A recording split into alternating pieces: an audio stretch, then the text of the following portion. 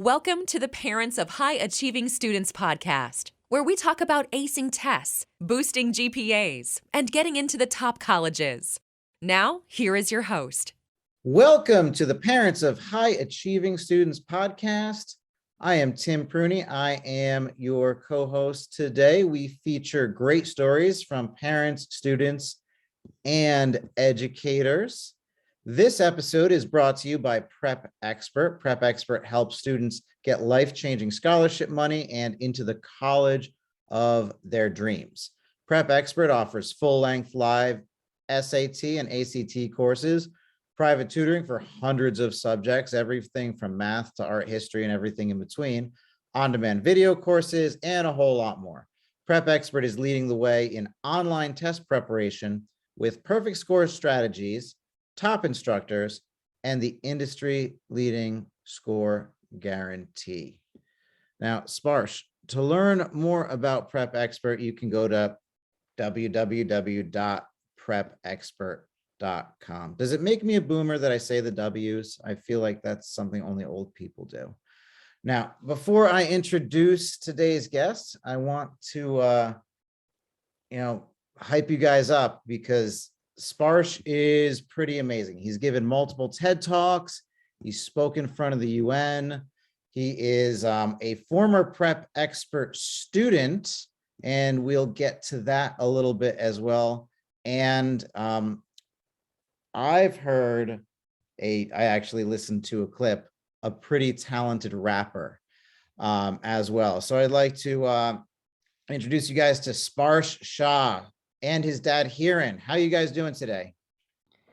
Hi, Mr. Tim. We're doing amazing. Hello, how are you? Thank you for inviting us.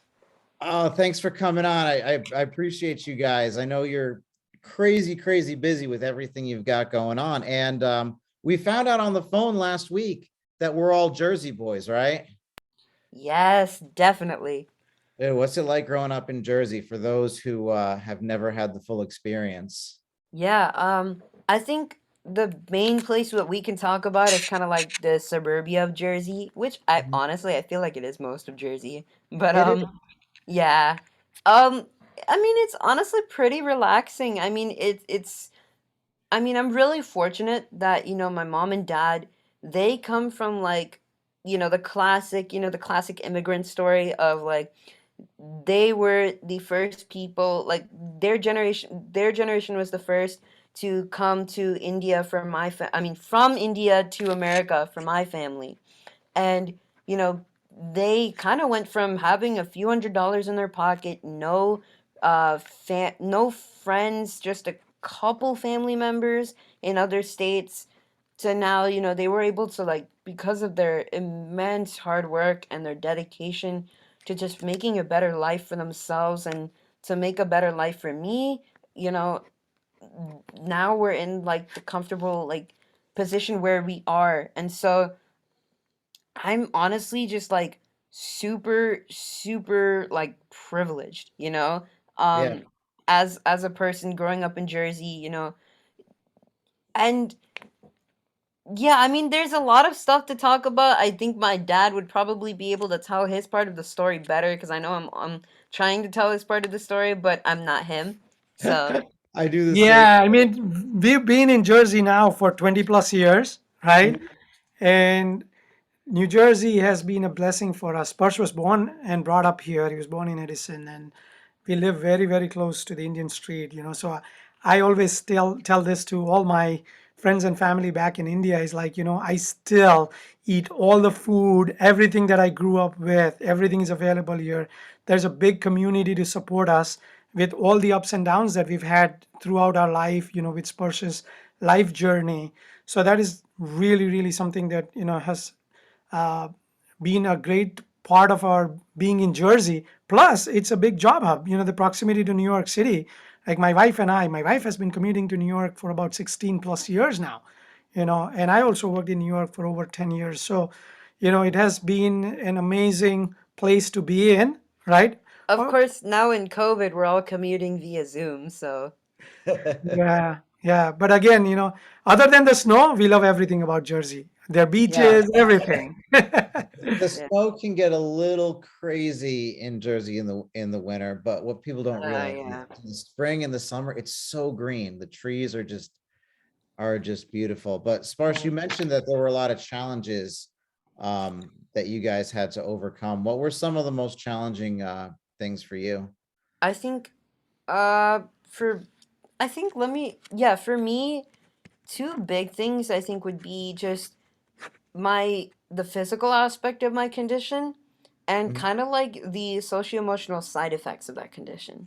The physical aspect of my condition, I mean, I've told this to in a lot of places, but just the coming out of my mother's womb with like 30, 40 fractures, doctors telling my parents I'd only live for like 2 days, signing a permission slip I mean, not even offering a permission slip to them to sign that would take me off of life support if my condition worsened. It was crazy ride, 6 months in the hospital and then coming out, and then, my parents just having to learn to take care of me in a very unique way as a first child, right? And then just over time, it's like 140 plus fractures. That's honestly like a gross estimate because we have just stopped counting. But thank God, now with, the surgeries I've had recently, lots of, 8 rods and 22 screws, it really has made my body stronger. Just me focusing more on my health and my fitness. Um, it's, it's really helped me. I haven't had, really like a fracture for the past few like years, which is like a huge blessing. But again, you know, only God really knows how many more I'm gonna get. And I think really, again, the second part of it, just the socio emotional aspects of being the person I am, right, is just that connection is hard. I mean, I guess it's hard for a lot of people, children in general. It gets even harder and more awkward when you're a teenager. But, just being me, like I'm not able to go to, a lot of places like friends' houses and stuff and hang out at places like, people ask you like, where do you normally like to hang out? And I'm like, usually it's best if you come over to my place because that's Mhm. the easiest for me. So that kind of just like those little stuff from to big stuff, like, sometimes facing like things of, you know, I don't really have a circle. I'm still trying to find a circle. And I mean, it's a lot to get into, but it really has just taught me that you can't really you can't fit in when you were born to stand up. Mhm. And I like that. having a visible I think if I did not have a visible physical disability, right? Quote unquote disability. If Yeah. I did not have a physical visible disability, I would not have learned that. I don't think I even would have learned that now. What it reminded me is that it's actually the best and highest possible form of living to be who you are 110% of the time and be 110% of who you are, to be your most authentic self and just to be out there.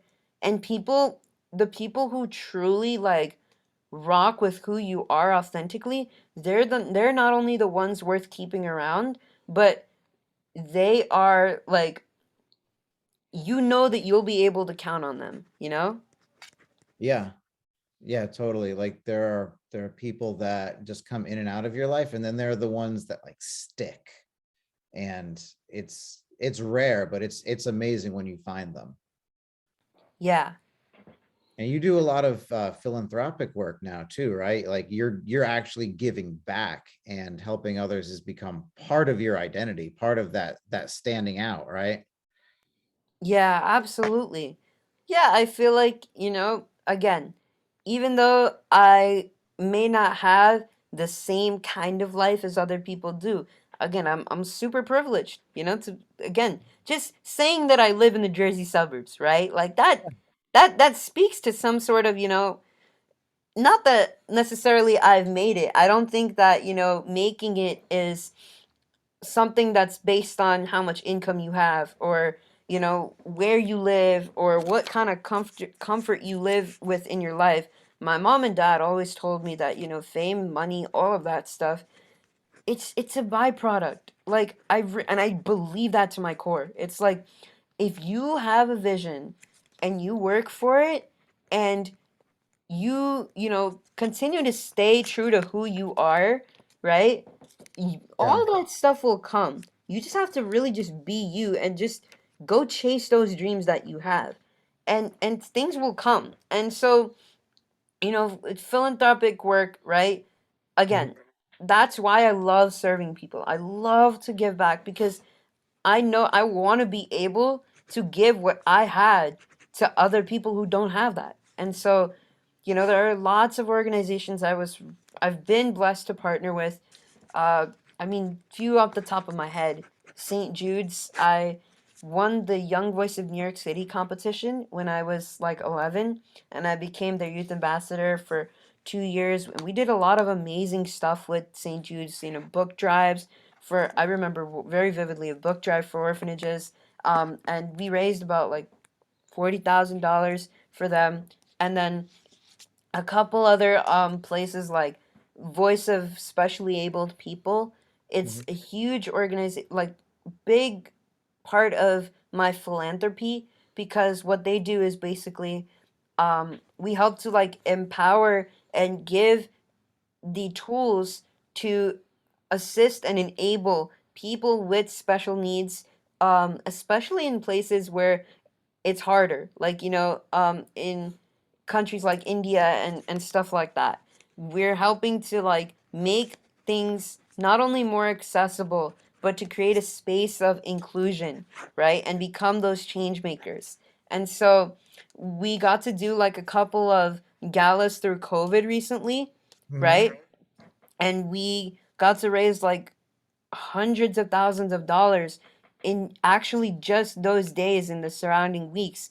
So it was really amazing. I mean, so far, I I mean, it feels weird kind of dropping like big numbers like this, because I don't Yeah. want it to sound like, you know, I don't Yeah. want to sound braggadocious, but, you know, I've been able to help raise like almost $2 million for these nonprofits, and it's like super super humbling, I think, more than anything, because if money is really just a byproduct, right?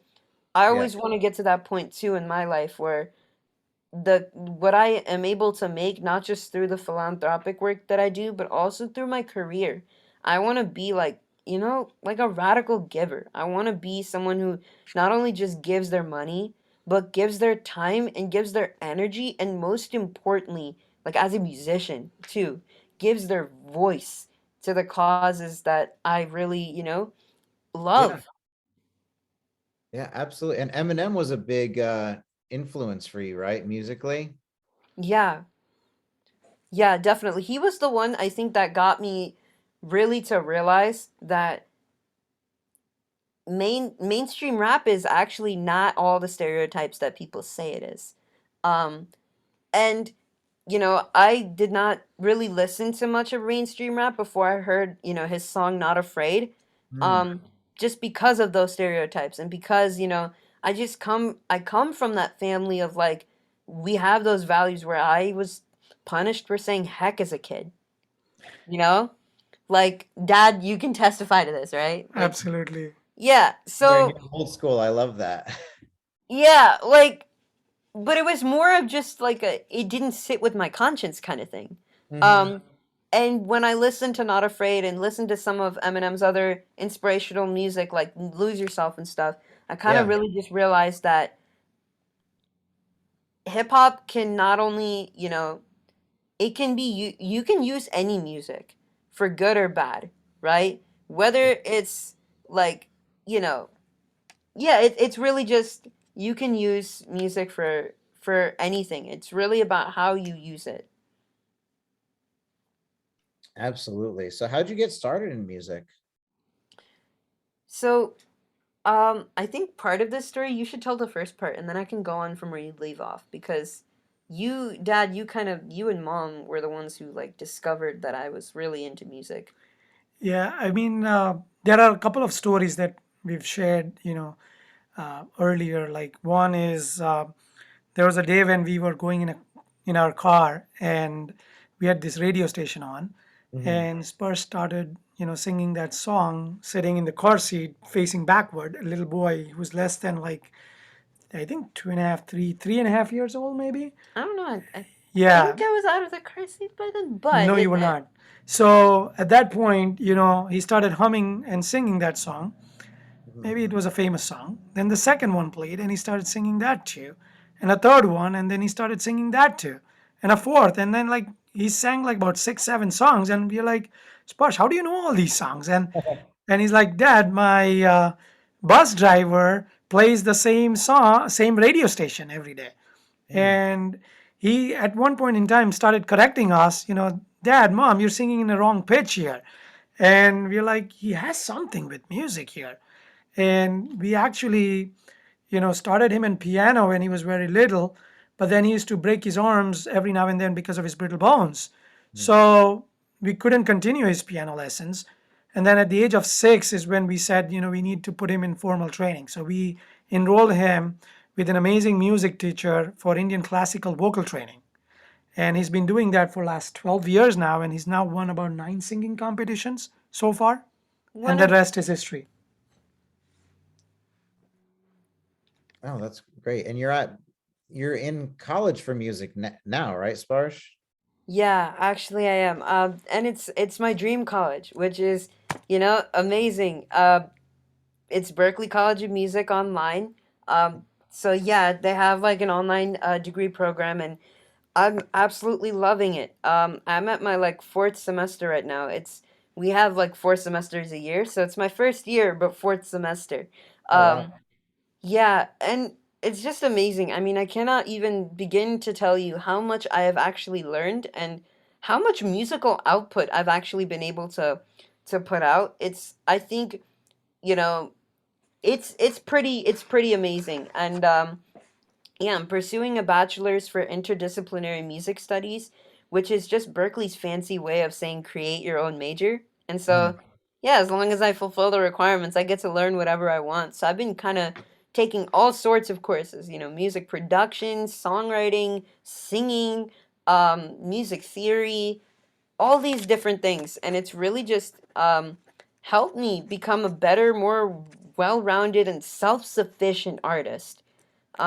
Yeah, I love it. And the community is amazing. The teachers are all so like kind and knowledgeable, and all the students, I've been able to make some pretty good friends, through Berkeley Online. So it's an amazing place to be. Absolutely. That's really cool. And especially like if you're aspiring to be something specific, and you're not just aspiring, you're actually there. Like I've heard your recordings. It helps to be around a community of like-minded people. Now, Yeah. sometimes it's a little difficult to, with the physicality, but who are like your top mentors, whether they be people online, maybe some instructors, or maybe some classmates, like who are the people that have really inspired you and mentored you through this and helped you get to where you are? Yeah, I think I would say that, like, first and foremost, maybe my biggest mentors are not necessarily from the classroom. I would say that, how, like, a lot of people say, like, your parents are your first teachers. And Mhm. I do believe that. I think my parents really, they just taught me so much about life and so much about attitude, and how that, that shapes where your vision and where you want to go in life, and also the more practical side of it, where you like the biggest thing, for example, I think I've learned from both my parents Mhm. is just that it's just to have that never say die attitude, is to really just take every challenge with the positivity that everything happens for the greater good. And it's really really guided my life through everything that I've been going through, and like that I have gone through. and specifically like from my mom and dad. My dad, he's taught me so much about like time management and just planning, and from Mhm. his like professional experience and also personal experience. And so, I've kind of gotten to understand that, you can you can have a vision, right? But until you make a plan and you execute that plan, and of course you account for the contingencies and all of that, Yeah. and really most importantly when you prioritize, right? Something that um really hit me a few days ago Mhm. is I was kind of like, I woke up, tried to get all my work done, but it was like I wasn't able to get everything done that I wanted to get done. And when I look back on it, it was like nothing I did was wrong, but the order I did it in was wrong. And Mm. sometimes that's the biggest thing. Getting the most important stuff done first, right? Getting Yeah. the the most beneficial things done Mhm. is it means everything. And it's, whether you're studying for the SAT or you're just you have a music career that you want to manage, right? It really, whatever end of the spectrum. That's what my dad has taught me. And from my mom, um she has really been an amazing creative mentor and an amazing vocal mentor. Even though, I mean, she actually never really grew up with music training, but she has that ear for music. She has that, she can really just, her biggest X factor is always like the emotion, the connection between people, right? You can be the most technically proficient vocalist in the world, and I know a lot of singers have said similar things, but mom has really helped me to see this, that you could be the most technically proficient vocalist in the world, but if you are not making that connection to people through your voice, if you're not really like bringing out the emotion of the music, Mhm. then you're just another technical artist. you, you know so that's really helped me. Yeah, Yeah. that's I like that differentiation between like the technical side, which is obviously necessary, right? If you're not technically good, no one's gonna want to listen to you. But then like that heart thing as well, like that's what really pulls on people is the heart. And I love how close you are with your family. Like, you know, like for all the people you've met, that mom and dad are still like the first, the most important people and the biggest influence. Because you've been to like the United Nations and done a couple TED Talks and stuff like that, right? Yeah. Yeah. Yeah, I got to be involved with the United Nations, I think about 4 times. Uh, First time I remember, yeah, there were a few times where it was like the actual headquarters in New York City, and um, one of them was, there was this big conference. There was like actually a bunch of world leaders talking about the UN Sustainable Development Goals and everything, and I got to sing "Heal the World" um, for that event, and that was, amazing. And then afterwards I got to be a part of this small intimate conference where we got to talk about, accessibility, and talk about different ways that we can make, we can really develop infrastructure to make life easier for a lot of people like me. And I got to share my story. My mom was also there. She got to share her story as a parent, as my parent. And afterwards, I got there. There was another huge event that I did a couple years ago, We Day. It's this event where like almost like 20,000 kids are like in the stadium, and it's like full of entertainment, but it's also full of like a bunch of huge world voices, and especially kids, talking about very important issues for youth in the world. And so I got to kind of share my voice and spread my light in terms of my story. I very briefly just sharing my story and talking about, you know, how disabilities are not definitions. That was the, topic of the speech. And it was just an amazing experience. It was so energizing, all the kids there, and just knowing that I'm talking to my own generation. Yeah. I feel like that's one of the biggest things that I want to do just as a person and as an artist in general is I really want to be able to speak to my generation because I feel like there's so many places where there's just so many places where I feel like we can there's so many places where we can just improve, you know? I'm trying Yeah. to figure out the best way to say that, but you know, Mhm. I really feel like there is a way that we can kind of, a lot of times we talk about, undoing the problems of the older generations, and I feel like it's not so much about it may be partly that we inherit some of the problems of the previous generation, but we also, have our own things to deal with, and we have new things, new challenges, and future challenges that we have to prepare ourselves for. So being there, being able to speak to, my people, it was amazing. No, that's true. I like that because every generation, has its own struggles, and it's easy to blame it on whoever came first, right? Yeah. But but then they probably say solved some other issues that had come before, and they probably got some blessings. So it's good Yeah. to keep that in perspective. So as an ambassador for your generation, I guess, would you be a Zoomer? I don't even know, like Gen Z or whatever. I Yeah, think I'm a I'm Gen Z. nice. I'm like Gen X slash millennial, depending on where you cut it. But Mm. what advice do you have? And Hiren, which generation do you identify most closely with? What do you like? I think Dad would be like Generation Y, right? Because Generation Y gave birth to Generation Z. Generation Y is the millennials.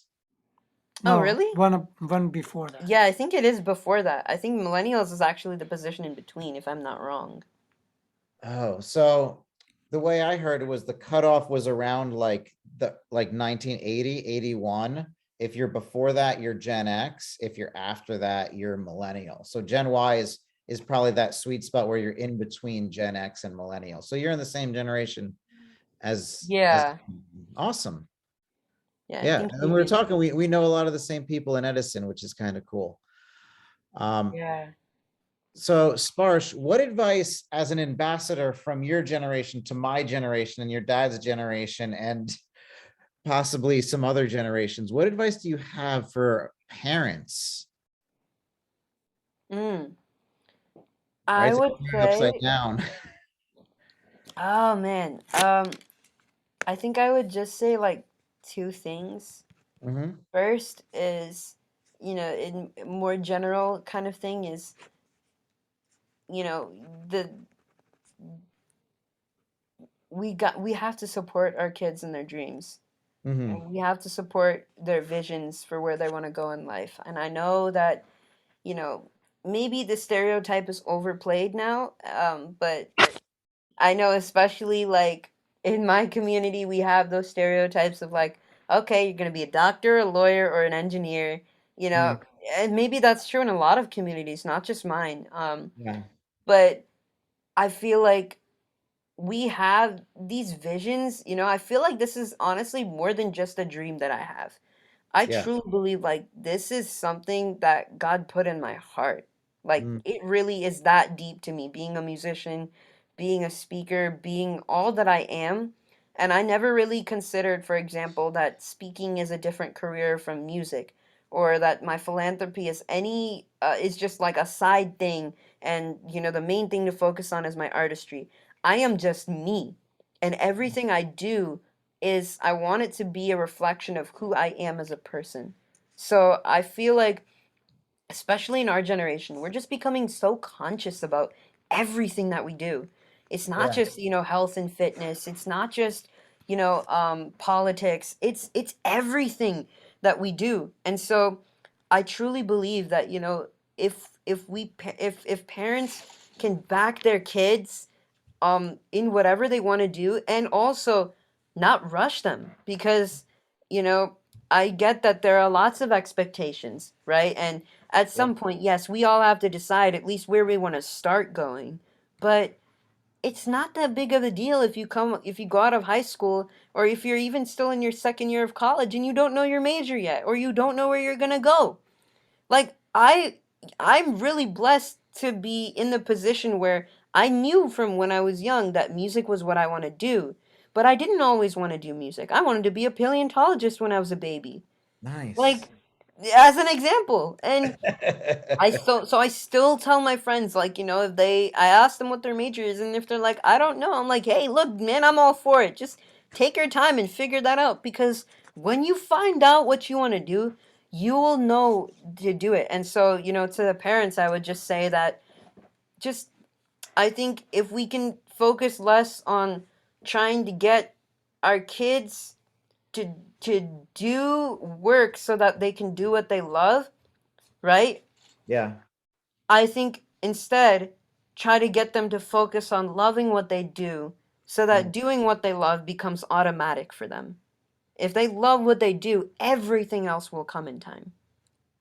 No, that's beautiful. I love the hope you put out there to the people that didn't know what they wanted to be at the age of 3. I kind of fell into education myself, and you know, I know you're incredibly humble, but you did get almost a perfect on the SAT, right? I did, yeah. It was a 1580. I was off by like one question. One question. Which section do you remember? Is it a sting? It was, I think, reading. I think it was reading. Yeah, I had two. It was two questions off, but I think the one question that I got wrong was what made it a 1580. That's, I mean, that's still really, really impressive. I mean, that's Thank top you. 99.99 percentile. And you Yeah, worked with Clay on that, right? My good friend Clay Cooper. absolutely. Oh man, he's such an amazing teacher. And the way that, I seriously, like, prep expert was is the reason why I got to a 1580. Like, I mean, I was doing like pretty good average, like average good, like Mhm. 1400s, 1440s, 50s. I remember getting on like the Khan Academy practice tests before prep expert.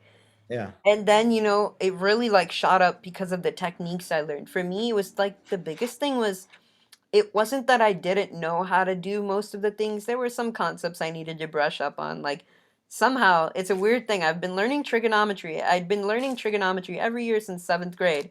And it's kind of almost like a joke now for just me, myself, and I, that I forget every year and have to relearn it. But like trigonometry, circle stuff, like circle equations, those little things maybe brush up the concepts. But otherwise, I was doing really good in terms of knowledge and in terms of, even writing. But I was really bad at just, I didn't know how to really like beat the time game, right? Mm. Which is really where it's pressuring. I know that, ACT is even harder, so I can't even imagine.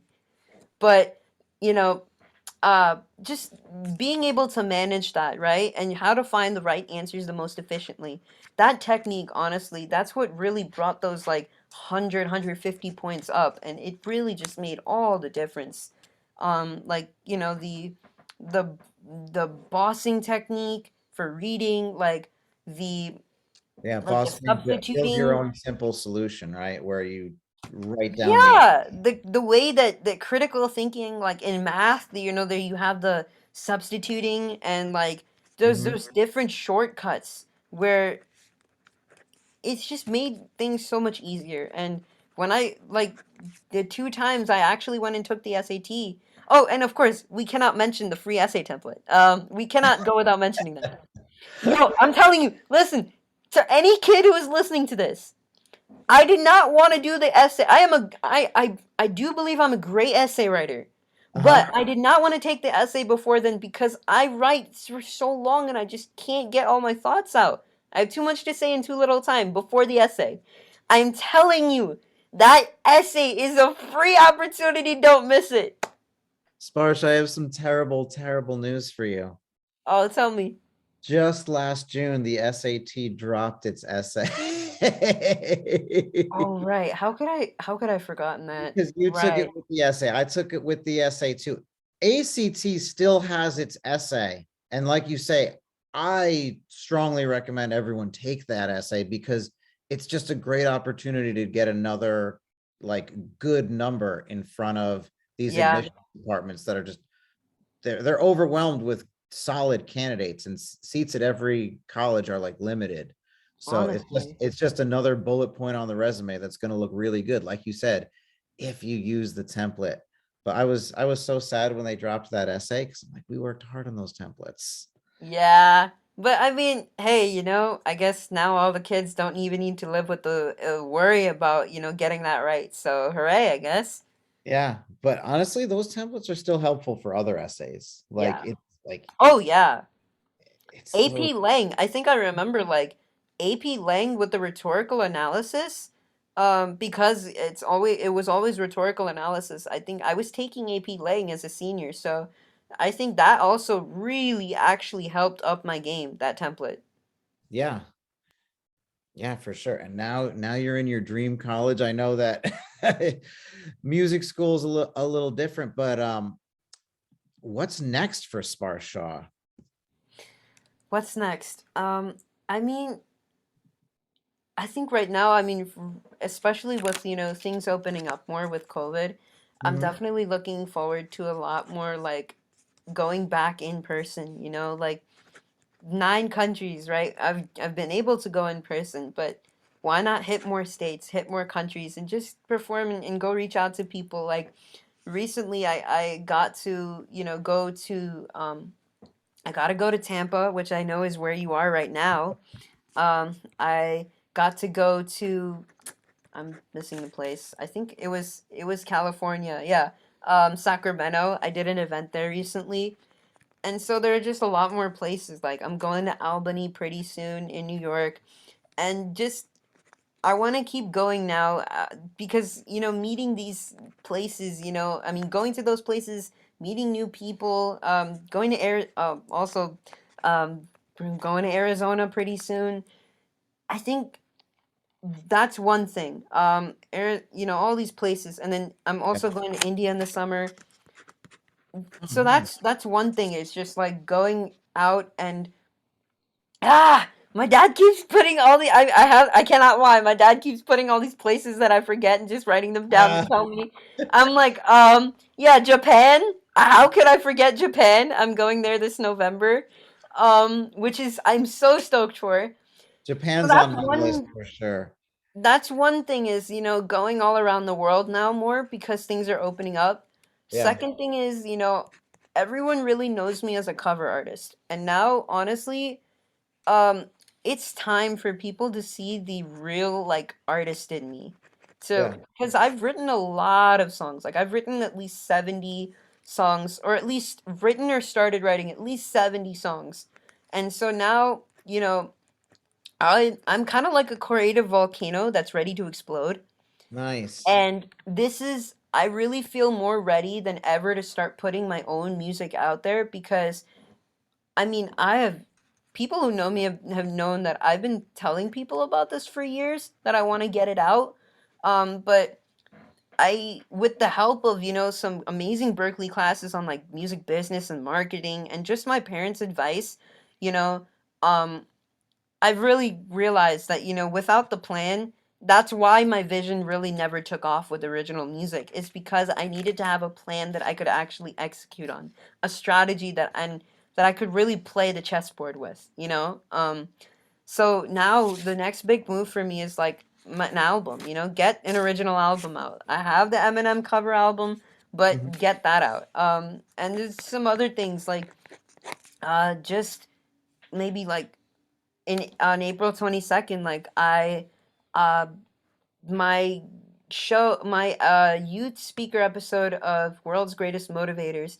It's this amazing show where all these seasoned motivational speakers likes of Bob Proctor, Les Brown, um and yeah, all these other people, they they basically in the show they give amazing inspirational speeches. And I was the only youth speaker invited to that season.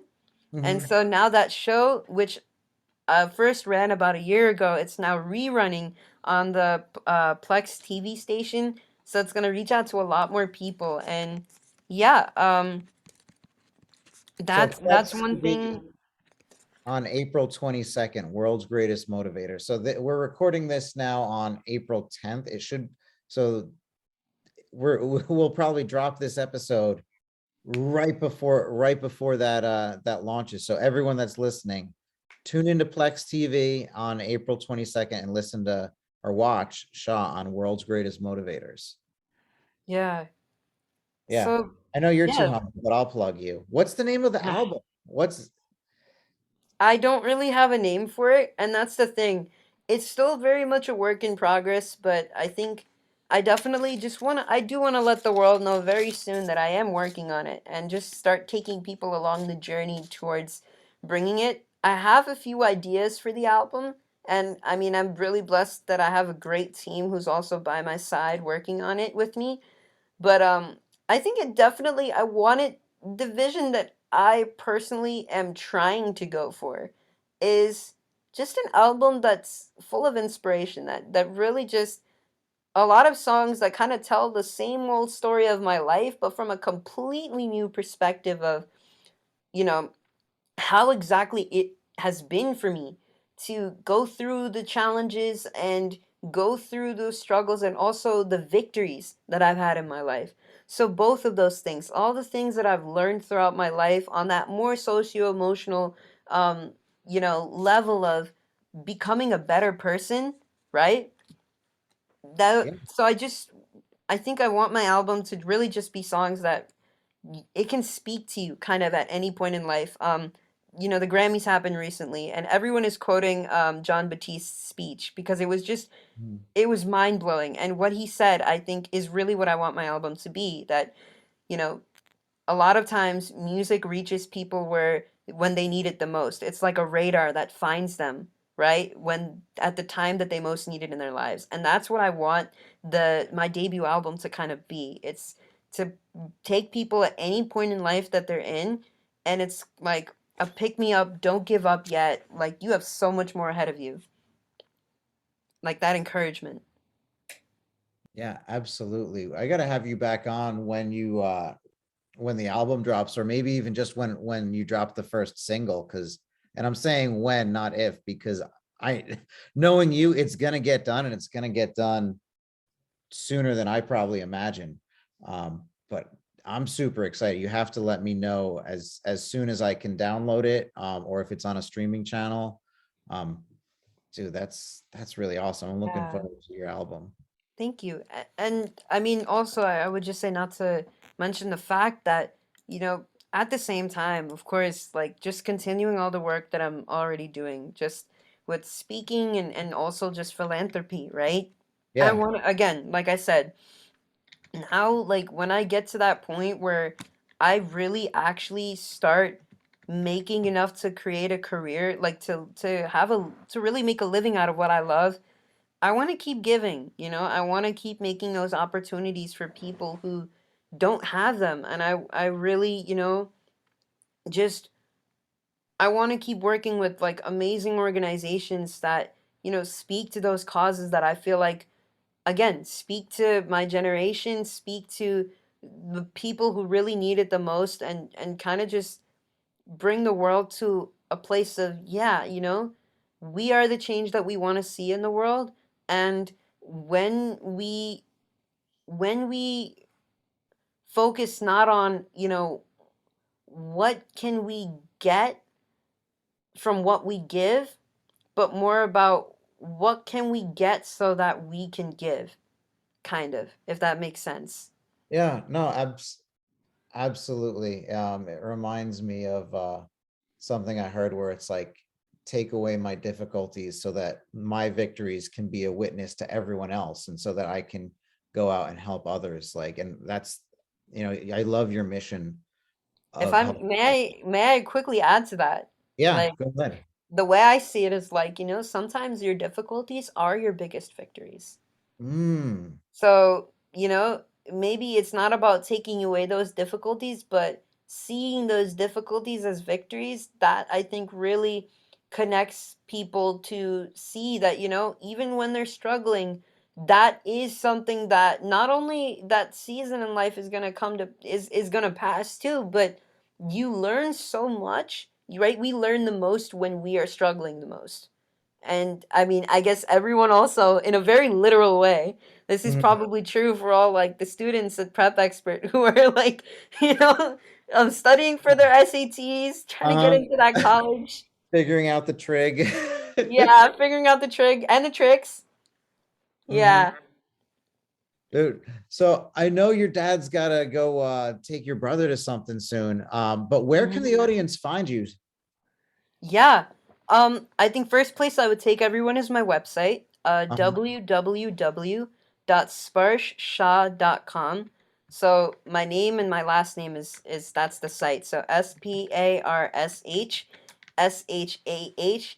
Don't worry, Mr. Tim, you are not a boomer for saying www because I just said it. So I'm probably a boomer too. Yeah, that's the first place I would go. If you want to learn more about me, because that also has like all the links to all my social media. Oh yeah, I'm But letting you know yeah, you got your YouTube, your Instagram, your Facebook, Twitter, LinkedIn. I'll connect on you on the platforms that I actually use, but yeah, and I have to put up my TikTok too. Um, oh, TikTok. yeah. Oh no, trust me, I'm not yet there. I am not. I'm not that. I have to really build that audience. But again, it's something that I'm really planning to do. I have the game plan now. Now it's like I'm ready. Dude, I'm excited for you. I really, really am. And anything else that you have for the students and their parents before we wrap this up. It's been an honor to have you, man. You've been really, really awesome. Oh no, thank you. It's an honor to be here, honestly. It really is bringing things full circle, and I'll let my dad give some. Yeah, I'll let my dad talk a little bit about stuff for the parents. Maybe then I can talk in terms of for the students. Yeah, Yeah. first of all, I'd like to thank Shan Patel himself, right? Yeah, Uh, and I want to take us back in, I think it was a few years ago when I saw Shan on the Shark Tank show, where Yeah. he came in and pitched his concept of how he shared his own personal story and how he scored a perfect score and how Mark Cuban invested in him and believed in him. And Mhm. from that day onwards, actually, we became friends on Facebook, and he was following Sparsh's journey, I was following his journey. And then when time came to have Sparsh start his journey on SAT preparations, he was the first one to connect with me, and he's like, you know what, we would be glad to help. And uh, I'm so happy that we built that relationship with each other, and the amazing teachers that you have and the yeah, program that you have has helped him, as Sparsh has already mentioned about, right? Like going from, you know, 1400s to 1500s to 1580, right? Mhm. Kudos to the entire team on developing the program the way you have and reaching out to enormous audiences across the country. So, I want to congratulate your entire team for that. And for parents, I would say that, you know, give your kids that support that they need, right? Because this is an important journey in their career, right? As Sean always says, right, the the score from 1550 to 1580 is going to make a huge difference in their career to what kind of colleges they would go to, or kind of scholarships that they would get. yeah, So I think it's really important to look at that differential, right? Coming from India, I've always given a lot of competitive exams, but kids here in US, they're not exposed to that many. So I think giving them that right environment to prepare for those exams is going to be really important. And for parents, it's like giving them that support and that environment to work really hard, because it's not just talent, it's also working hard towards it, right? It absolutely. takes hours and hours. Like I remember Sparsh had given like what, at Seven least seven practice practiced exams exams, right? So through prep. No, and that was just the Prep Expert 6 week program, right? Because Yeah. you had the six, There's six. there's 10 total, I think, right? 6 practice that you actually have to do timed and everything, and then 4 that are kind of Yeah, picking up as homework. yeah, and then the sections of each. Yeah, that's why I say seven. But yeah, there was that, and then like I also like again I kept doing Khan Academy and stuff in preparation for the SAT. And then, yeah, if I may really quickly jump in, I would say, I mean, I completely am for you, and with like the whole, you know, making that environment so that we can work really hard is absolutely necessary, and especially for people who have not, we live in a nation where there's not a lot of competitive examination, right? Not until this point in our lives. Yeah. Um, so it is really necessary. At the same time, I would say that, when we talk about supportive environments, I think the most important thing is keeping mental health up and keeping, you know, stress levels down. Because I bet, like, especially, like, again, this podcast is literally called Parents of High Achieving Students, right? And I feel like, especially people like, I know I definitely do it, and I feel like there's a lot of people like me who put so much pressure on themselves already just to get into that dream college, just to get a right score. Some of it may be family influenced, some of it may be culture influenced, but a lot of it might just be, it's us. We put the most pressure on ourselves. So I think it's up to, the parents to like not put any more stress on the kids than, they need to. And for us kids, we have to be in optimal health. Like, we cannot, I know that, sleeping and like that's people, a lot of us, when we get to college and it's high school, it's like, oh no, sleep is overrated. But I mean, we have to sleep, I'm feeling this, in college, where I am, when I adopt those good sleeping habits, it really gets me prepared to get more work done, to be more alert, to be more prepared for the day and everything I have to do. So like sleeping well, making sure you eat, all those little things, and staying organized and exercising. I remember, Mr. Clay always telling us, take 10 minutes, like after every half an hour we would do like a 10, or every hour we would do like a 10-minute break, and we would all exercise. He always encouraged us to move around. So like those things that keep you up and keep you, you know, uh, that just keep you sane, and keep you sane and keep you really just healthy in an optimal level. It really makes the difference. Yeah. Sparsh, you just reminded me, and this is why I need to have you on again, because there's so much for us to talk about. With the physical exercise, aren't you going for a Guinness World Record? Yes, I am. Yeah, I am doing the Guinness World Record for.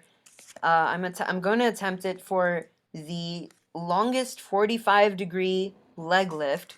Um, yeah, and uh, it's the. I'll quickly give the backstory. Excuse me. I did a spinal fusion surgery a few years ago, and that basically gave me like two rods and 19 screws on my spine, fused it all into one bone. Because with my condition, osteogenesis imperfecta, a lot of people at my age, especially if we're like in a wheelchair, if we're wheelchair bound, um, we get, scoliosis at around, the early teens, and it gets really severe, so we have to correct it.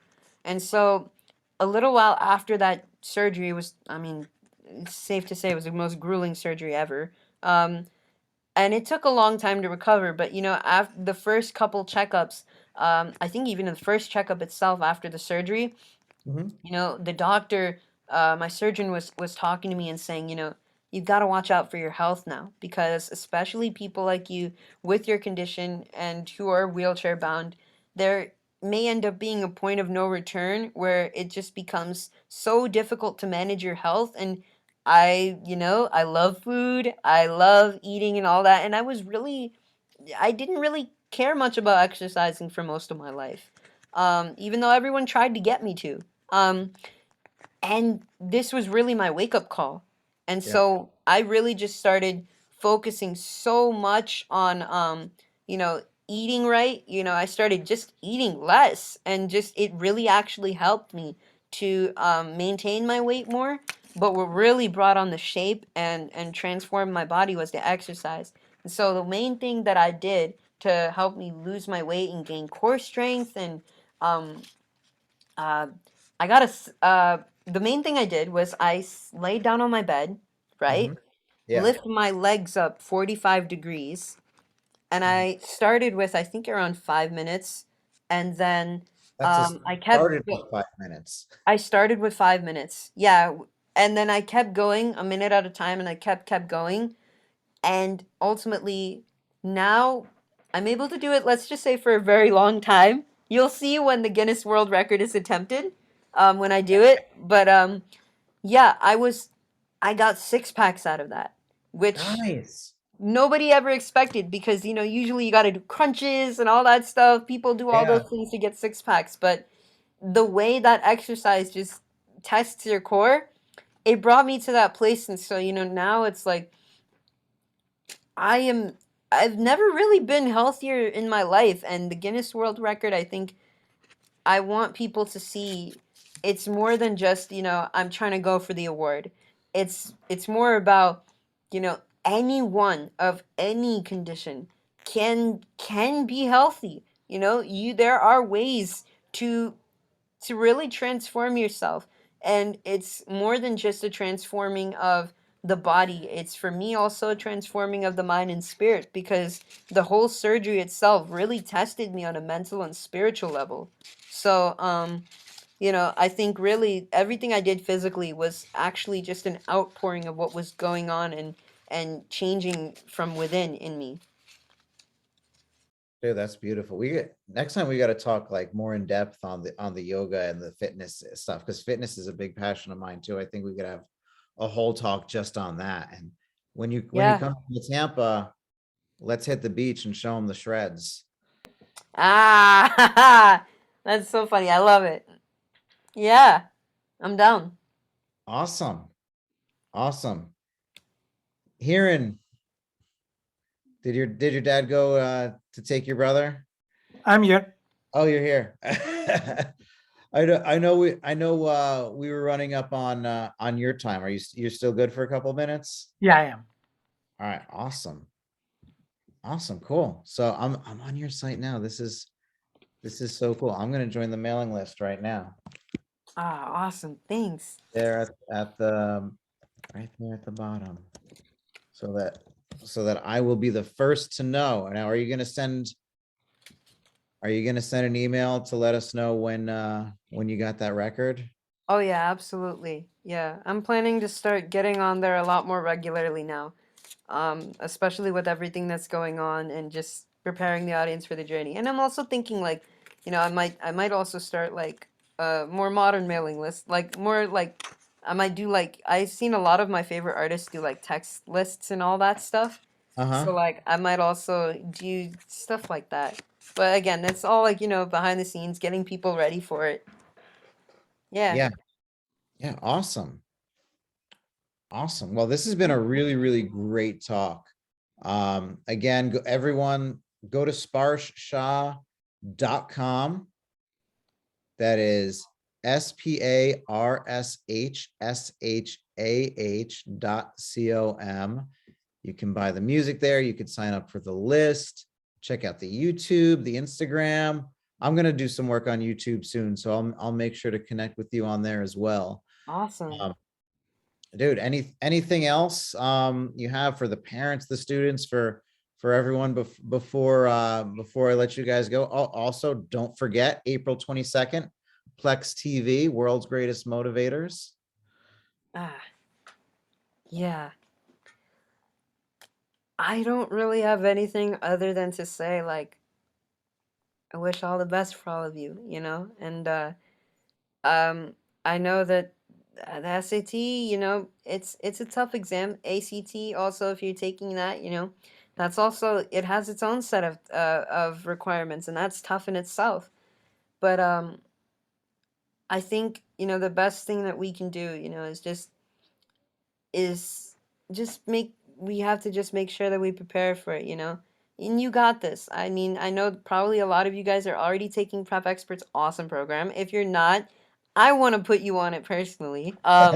So definitely, you should. The techniques there are amazing. Just like, you got this. Just keep working hard, and you will get to the place that you're meant to be in and that you want to be in. Awesome. Thanks so much, Sparsh. So everyone, we've had Sparsh and Hiren Shah today. Thank you so much for listening. Go out there and achieve your dreams. Thanks for joining us today. Knowing and doing are two different things. So please implement what you've learned today to make great things happen.